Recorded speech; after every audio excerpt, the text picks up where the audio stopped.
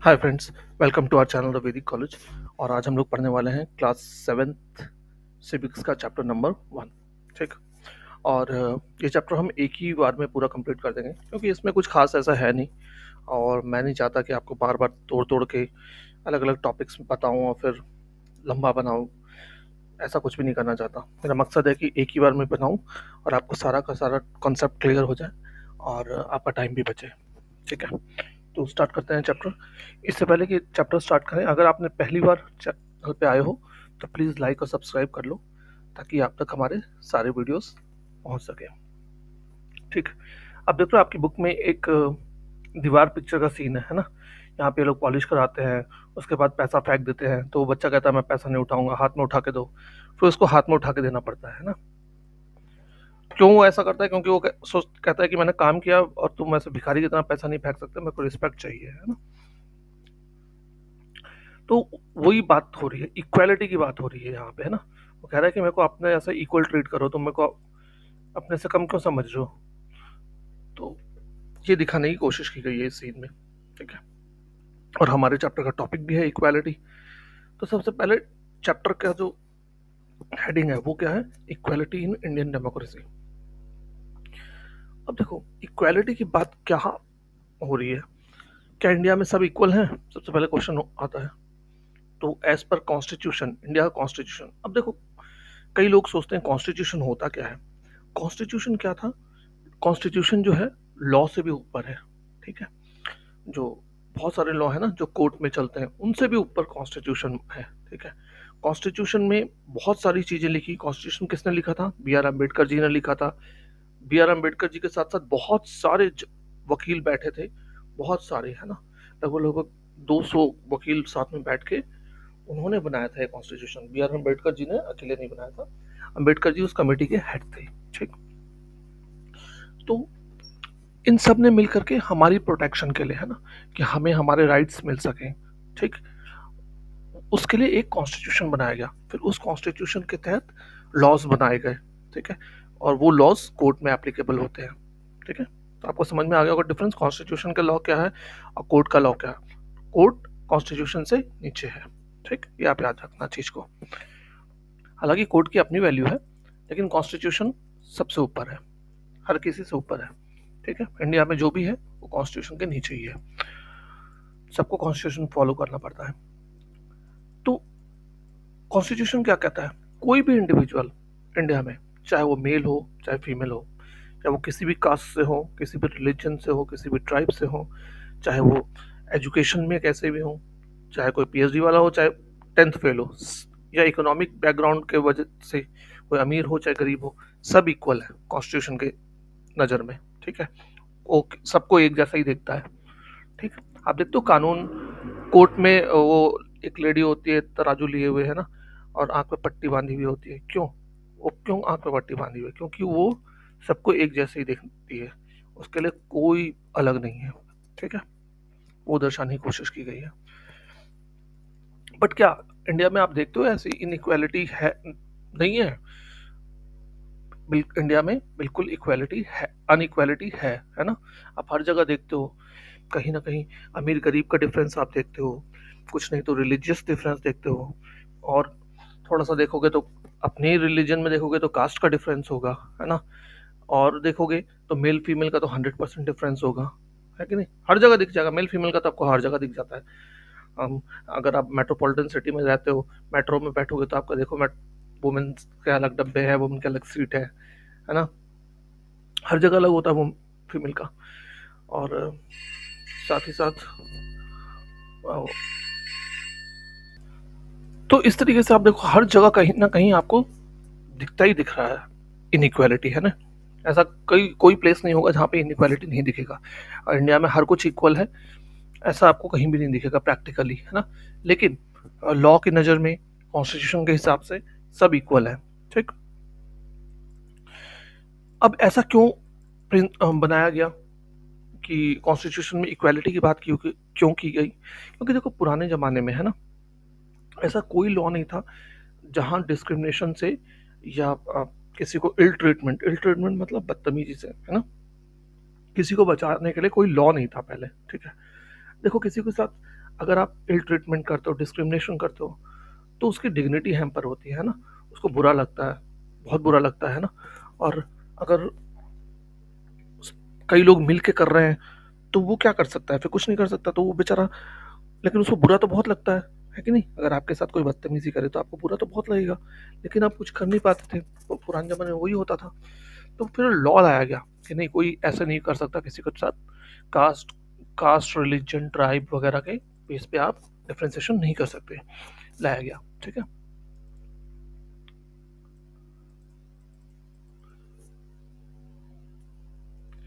अब ये इक्वालिटी का मतलब क्या है? इक्वालिटी मतलब ये है कि चाहे प्रेसिडेंट ऑफ कंट्री हो या फिर कोई डोमेस्टिक वर्कर तक हो, सबके सबको लॉ मानना ही पड़ेगा, है ना? जो कंट्री का लॉ है सबको मानना पड़ेगा, वो सबके लिए बराबर है। लॉ के सामने सब इक्वल है ना? ये सबसे पहली बात है। ठीक। दूसरी, no person can be discriminated against on the basis of religion, race, caste, place of birth और वेदर दे आर फीमेल और मेल। ठीक। दूसरी क्या बात? वही है जो अभी हमने पढ़ी कि किसी को भी डिस्क्रिमिनेट नहीं किया जा सकता है on the base of caste, religion, race, है ना, या प्लेस ऑफ बर्थ, या फिर मेल फीमेल। इन किसी भी बातों से रिलेटेड आप किसी के साथ नहीं कर सकते डिस्क्रिमिनेशन। ठीक है। Third, every person has access to all the public places including playground, hotel, shops and markets. अब हर किसी को राइट है ना, ये कोई भी पब्लिक प्लेस हो उसको यूज कर सकता है, जैसे प्लेग्राउंड, होटल, शॉप, मार्केट। आप कहोगे सर ये तो कॉमन सी बात है, ये क्या बता रहे हो आप? लेकिन ऐसा पहले नहीं होता था। आप जानते हो पहले के ज़माने में क्या होता था? कि लिखा रहता था, जैसे अंग्रेज भी जब इंडिया में राज करते थे तो वो लिख देते थे हर जगह कि Indians are not allowed, dogs and Indians are not allowed, कई जगह लिख देते थे वो। सोच के देखो, हमारे देश में आके हमें ही ऐसे ट्रीट करते थे तो हम कितना बुरा लगता होगा। तो ये सब चीज़ों से सबक सीख के ही ये कॉन्स्टिट्यूशन लिया गया कि जब कोई हमारे साथ डिस्क्रिमिनेशन करता है तो हमें पता चलता है कि हाँ यार ये कितना गलत है। तो जो आप पुराने जानते हो, पुराने ज़माने में जो लोअर कास्ट के लोग थे उनके साथ बहुत ज़्यादा डिफ्रेंसिएशन किया जाता था ना, उनको अलाउ नहीं होता था मार्केट में आना, या कई जगह पे जाना अलाउड नहीं था, है, टेम्पल्स वगैरह में जाना अलाउड नहीं था। तो ये सब चीज़ें गलत थी, तो वो चीज़ों को हटा दिया गया। ठीक है, लॉ बना करके। फिर एक अनटचेबिलिटी होती थी, अछूत बोलते थे उसको, वो भी अबॉलिश कर दी गई। ठीक है, अनटचेबिलिटी बहुत बड़ा मुद्दा था अ, हमारे देश में। ठीक है। अब किस तरीके से आप गारंटी कर सकते हो लोगों को इक्वालिटी की? एक तो आप लॉ बना करके, है ना, और दूसरा क्या करती है गवर्नमेंट? स्कीम्स चलाती है ताकि जो कम्युनिटीज़ है, जो जिनको साथ डिस्क्रिमिनेशन होता है, उनके लिए स्कीम्स बनाती है, उनको हेल्प करने के लिए, है ना। उनको क्या बोलेंगे हम? Disadvantage community. फॉर एग्जांपल, आप देख लो वुमेन को बहुत सारा राइट्स दिया गया है ना, क्योंकि वुमेन्स को पहले बहुत सारे राइट्स नहीं मिले हुए थे, तब उनको भी दे दिया गया। ऐसी SC ST OBC वगैरह जो लोग हैं, उनको पहले ज़माने में बहुत कम राइट्स थे, तब उनको बहुत सारे राइट्स दे दिए गए हैं। ठीक है, ताकि उनको इक्वालिटी का अपॉर्चुनिटी मिल सके, है ना, उनको धीरे धीरे लाइफ में ऊपर आने का मौका मिल सके। और जो गवर्नमेंट की स्कीम्स होती है उनसे उनकी लाइफ इम्प्रूव होती है ना, और वो आगे चल के कुछ ना कुछ अपनी लाइफ में बेटर कर पाते हैं। ठीक है। अब इसका एग्जांपल आप देख लो। एक एग्जांपल तो ये है गवर्नमेंट स्कीम का, कि गवर्नमेंट देखो मिड डे मील स्कीम चलाती है। ऐसे तो बहुत सारे स्कीम चलाती है, बट जो आपके बुक में दिया हुआ है मैं उसको लेके चल रहा हूँ एग्जांपल में, ये है ना। मिड डे मील स्कीम का क्या था कि मिड डे मील स्कीम में क्या होता है कि स्कूल में, एलिमेंट्री स्कूल में खाना दिया जाता है लंच के टाइम में, है ना। सबसे पहले तमिलनाडु में चलाया गया था, और फिर 2001 में सुप्रीम कोर्ट का ऑर्डर आने पे पूरी कंट्री में अलाउ करवाएगा कि सब जगह मिलेगा। ठीक। इसका बहुत ज़्यादा पॉजिटिव आउटकम आया क्या, कि पहले तो गरीब घर के बच्चे जो थे ना, वो स्कूल आते तो थे, है ना, लेकिन ज़रूरी नहीं है कि, अभी भी देख लो कई लोग ना घर, बहुत ज़्यादा इंडिया में गरीबी है अभी भी, और बहुत सारे लोग 3 टाइम 4 टाइम नहीं खाते हैं। ठीक है, कई लोगों को 1 टाइम या 2 टाइम खाना मिलता है खाली। तो ऐसा पॉसिबल नहीं है, हो सकता है कि गरीब घर के बच्चे जो स्कूल आए और वो सुबह खा के आए, है ना। तो होता क्या था कि नॉर्मली वो लंच में जाते थे, फिर वो वापस नहीं आते थे। ठीक।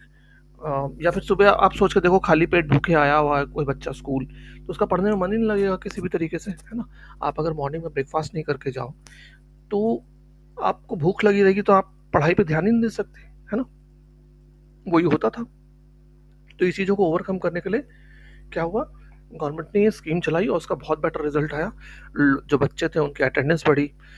और दूसरी तरफ क्या हुआ, पहले माँ जो होती थी, है ना, वो कहीं ना कहीं काम करने जाती थी। गरीब घर के, जो अब अमीर घर की भी औरतें जाती हैं, बट गरीब घर की औरतें क्या करती थी, काम करने जाती थी। फिर वो मिड आधे दिन में ही वापस आ जाती थी बच्चों की वजह से कि उनको खाना वाना बनाना है। लेकिन अब क्या हो रहा था, अब क्या होने लग गया कि अब वो माँ अपना काम कर सकती है, उनको वापस आके ये नहीं सोचने की जरूरत है कि बच्चे के लिए खाना बनाना है। ठीक है। दूसरी तरफ क्या हुआ गवर्नमेंट ने, कि ये जो स्कूल में खाना बनाते थे, है ना, तो वहाँ मेड्स, खाना बनाने वाले मेड्स, कुक्स को हायर किया गया। ठीक। अब ये कुक नॉर्मली कहाँ से हायर की गई, जो दलित वुमेन्स होती थी, है ना, उन लोगों को हायर किया गया। इससे क्या हुआ कि ये जो कास्ट का भेदभाव था वो भी कम हो गया, है ना।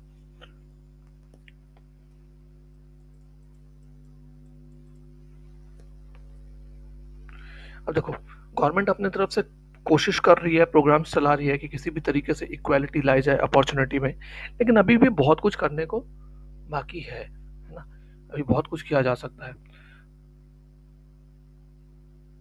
अब देखो, जैसे स्कूल्स की देख लो, एक तरफ प्राइवेट स्कूल है, एक तरफ गवर्नमेंट स्कूल है ना। उन दोनों स्कूल्स में डिफरेंस भी है, पढ़ाई का स्टैंडर्ड का, है ना, फैसिलिटीज का। ठीक। तो ये चीज़ को भी गवर्नमेंट कोशिश कर रही है, गवर्नमेंट स्कूल्स को डेवलप कर रही है बहुत तेज़ी से। लेकिन गवर्नमेंट स्कूल्स बहुत ज़्यादा हैं, प्राइवेट स्कूल्स कम हैं। और प्राइवेट स्कूल का क्या होता है कि वो जो मालिक होता है वो पैसा, एक तो फीस भी ज़्यादा लेता है, ऊपर से इन्वेस्टमेंट भी ज़्यादा लगाता है। लेकिन गवर्नमेंट स्कूल में गवर्नमेंट फीस ज़्यादा नहीं ले सकती, क्यों? अगर गवर्नमेंट फीस ज़्यादा लेगी तो बच्चे स्कूल छोड़ देंगे। तो फिर गवर्नमेंट को कहीं ना कहीं फंड एडजस्ट करके धीरे धीरे करके डेवलपमेंट करना पड़ता है, तो थोड़ा टाइम लग जाता है। लेकिन अब गवर्नमेंट थोड़ा सा इन चीज़ों पे फोकस ज़्यादा दे रही है। ठीक। फिर क्या है इक्वालिटी के प्रति, देखो लोगों में ना, सोसाइटी में क्या है, आज भी भेदभाव बहुत ज़्यादा है। बचपन से ही सिखाया जाता है कहीं ना कहीं इन चीज़ों के बारे में, कास्ट के बारे में, रिलीजन के बारे में, है ना, इकोनॉमिक स्टेटस के बारे में, वुमन है उसके बारे में, है ना। इन चीज़ों का बचपन से ही उनको धीरे धीरे सिखाया जाता है। तो वो कहीं ना कहीं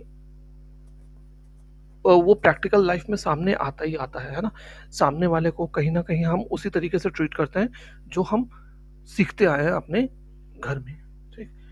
तो ये चीज़ को मतलब बहुत मुश्किल है all of a sudden implement होना। हाँ, धीरे धीरे टाइम के साथ चेंजेस आ रहे हैं सोसाइटी में, लेकिन अभी भी बहुत टाइम लगेगा। ठीक है, अभी भी बहुत कुछ होना बाकी है। Issues of inequalities in other democracy. अब ऐसा है कि इक्वालिटी का इशू क्या हमारी ही कंट्री में है या दूसरी कंट्रीज में भी है, कि हमें हमारी कंट्री में ही खाली इनइक्वालिटी फैली हुई है? नहीं, ये सिर्फ इंडिया में नहीं है। आप देखो, दुनिया का सबसे माना हुआ देश माना जाता है, एडवांस देश माना जाता है, यूएसए, है ना। यूएसए में भी बहुत ज़्यादा आप देखो तो कहीं ना कहीं भेदभाव है। आप जानते हो कि अमेरिका में बहुत सारे अफ्रीका से स्लेव्स ले गए थे, है ना। तो अफ्रीकन अमेरिकन जो है वहाँ पे, उनके साथ बहुत ज़्यादा आज भी अनइक्वल ट्रीटमेंट होता है। पहले तो होता ही होता था, अभी तक भी होता था, और कहीं ना कहीं प्रैक्टिकली अभी भी हो रहा है। ठीक है। आप आए दिन न्यूज़ भी सुनते रहते हो, कई बार बीच में न्यूज़ आ गई कि अफ्रीकन अमेरिकन को गोली मार दी पुलिस वालों ने, सिर्फ शक के बिना पे कि वो हो सकता है इसलिए, है ना। अब देखो, पहले क्या होता था, 1950s के ज़माने में बहुत वहाँ पे मूवमेंट्स चलाए गए कि हमें इक्वल राइट्स दो, अफ्रीकन अमेरिकन ने। ठीक है। उससे पहले क्या होता था, बहुत ज़्यादा अनइक्वालिटी फैली हुई थी। इवन लॉ भी अनइक्वालिटी को प्रमोट करता था अमेरिका में। फॉर एग्जांपल, अगर बस में ट्रैवल कर रहा है ना कोई ब्लैक, तो उसको क्या करना पड़ता था, या तो सबसे पीछे वाली सीट में जाके बैठे, और या फिर उसको क्या था कि अगर वो बैठ तो गया सीट में, लेकिन अगर कोई वाइट मैन आएगा तो उसको अपनी सीट खाली करनी पड़ेगी। ये लॉ था वहाँ का। ठीक। फिर क्या होता है, रोजा पार्क्स करके एक वुमन होती है अफ्रीकन अमेरिकन। ठीक है। फिर 1 दिसंबर 1955 को क्या होता है, वो एक दिन ना बहुत थकी हुई आ रही थी, वो सीट पे बैठी हुई थी। तो एक वाइट मैन आता है, वो कहता है उठो। अब वो मना करती है, मैं नहीं उठूंगी क्योंकि बहुत थकी हुई थी। तो ये कहीं ना कहीं राइट्स को स्टार्ट करता है, और वहाँ पे सिविल राइट मूवमेंट होता है। फिर सिविल राइट मूवमेंट के बेस पे उनको कहीं ना कहीं इक्वालिटी का थोड़ा सा लॉ बनता है, ठीक है। और वहाँ भी लॉ बनता है कि किसी का डिस्क्रिमिनेशन नहीं किया जाएगा on the basis of race, religion और नेशनल ओरिजिन, ठीक। और पहले अफ्रीकन अमेरिकन के लिए अलग स्कूल होता था और वाइट्स के लिए अलग स्कूल होता था। तो अब वो स्कूल्स को भी ओपन कर दिया गया कि ठीक है, अफ्रीकन अमेरिकन भी वो स्कूल्स को अटेंड कर सकते हैं जिनमें वाइट्स भी जाते हैं, ठीक है।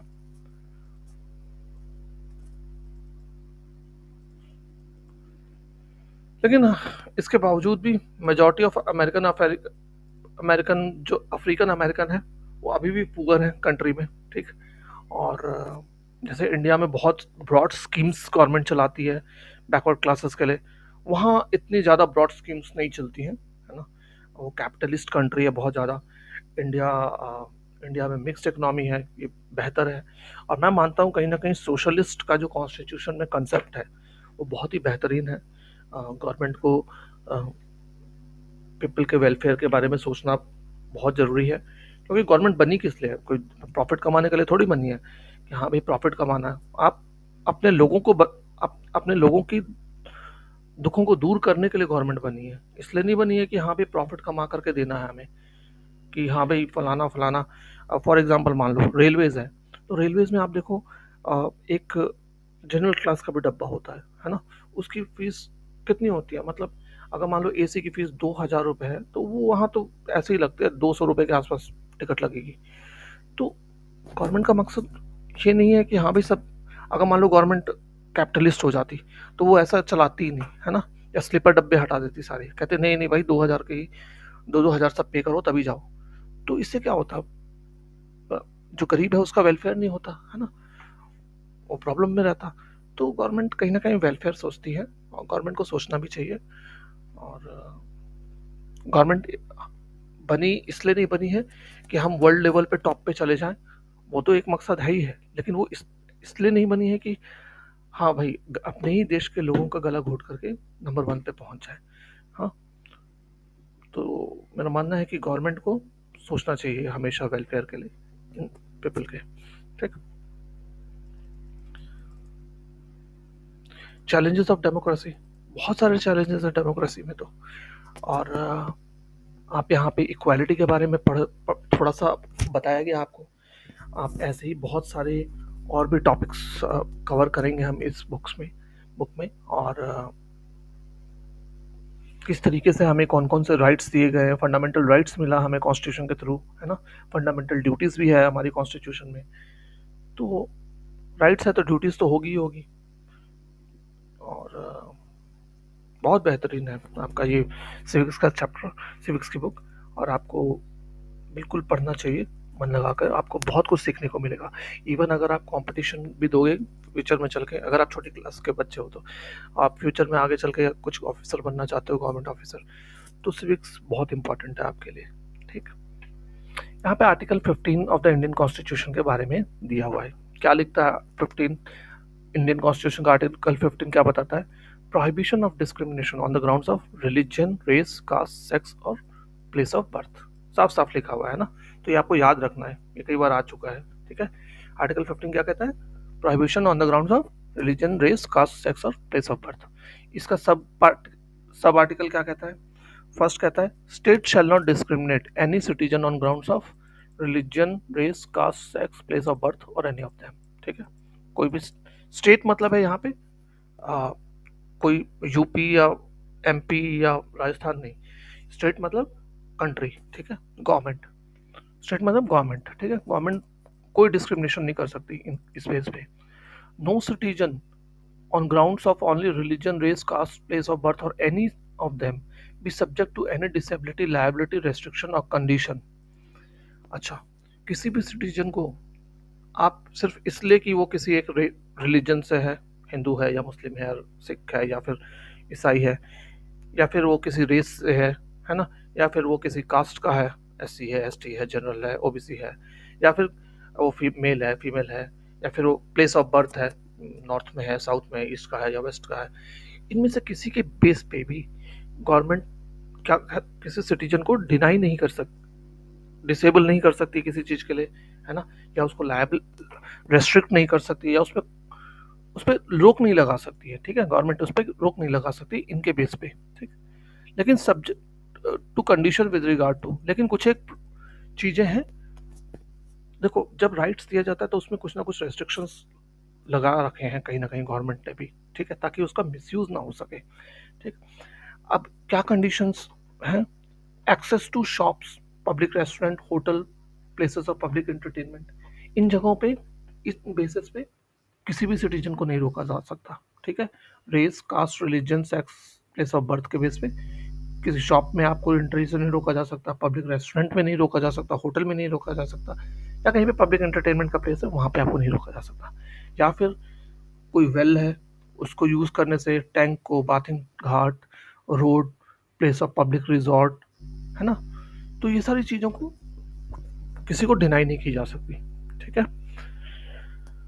ये आप सोचो कि वेल, टैंक्स, बाथिंग घाट, ये सब में कहाँ कौन मना करता है? ये आज आपको लगता है ऐसा, है ना, कि इन चीज़ों में तो बहुत ही आसान है, रोड पे कौन मना कर सकता है किसी को चलने से, आपको ये लगेगा पढ़ते हुए। लेकिन पुराने ज़माने का थोड़ा सा सोच के देखो, आज़ादी से पहले क्या कंडीशन थी। आज भी आप कहीं ना कहीं न्यूज़ सुनते हो तो आप दंग रह जाओगे। मैंने बीच में न्यूज़ सुनी थी कि राजस्थान में कुएं से पानी निकाल के पी लिया निजी जात के लोग, किसी आदमी ने, तो उसको पीट पीट के मार डाला लोगों ने, ठीक है। या हैंडपंप चला के पी लिया तो उसको पीट पीट के मार डाला। या कई बार क्या होता है, बारात लेके जा रहा है, घोड़े पे बैठ गया तो उस बात पे उसको पीट देते हैं कि तू नीची जात का होके कैसे घोड़े पर बारात ला सकता है। तो ऐसी छोटी छोटी बातों को बहुत ज़्यादा पहले के ज़माने में किया जाता था। तो गवर्नमेंट नहीं चाहती थी कि हाँ भाई आज़ादी के बाद भी ये सारी चीज़ें कंटिन्यू हो, और वो चाहती थी कि सबको एक बेटर प्लेस मिले रहने के लिए और सबको राइट्स मिले। तो इस चलते एक कॉन्स्टिट्यूशन बनाया गया और उस कॉन्स्टिट्यूशन में छोटी सी छोटी चीज़ों को सोच समझ के लिखा गया, ठीक है, ताकि आपको कोई परेशानी न हो। हमारे फोरफादर्स इतना ज़्यादा मतलब आप सोचो कितनी दूरदृष्टि के थे वो, है ना, कितना फ्यूचर के बारे में सोचते थे, हमारे फ्यूचर के बारे में, ठीक है। तो ये था पूरा चैप्टर, होप आपको पूरा समझ में आ गया हो, कोई डाउट नहीं रहा हो, और मैंने पूरी कोशिश की है कि आपको अच्छे से समझाऊं। कोई सजेशन हो तो प्लीज़ कमेंट करें, कमेंट पे बताएं। कोई प्रॉब्लम हो वो तब भी आप कमेंट करें, ठीक है। थैंक्स फॉर वॉचिंग, मिलते हैं अगले चैप्टर में, अगली वीडियो में, ठीक। थैंक्स फॉर वॉचिंग, जय हिंद।